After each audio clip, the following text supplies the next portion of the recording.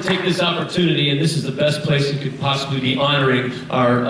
armed forces, our men and women who are serving and who have served. So if you're a veteran or someone is a part of your family is currently serving or has served, we would encourage you to join us and sing, stand, clap along with us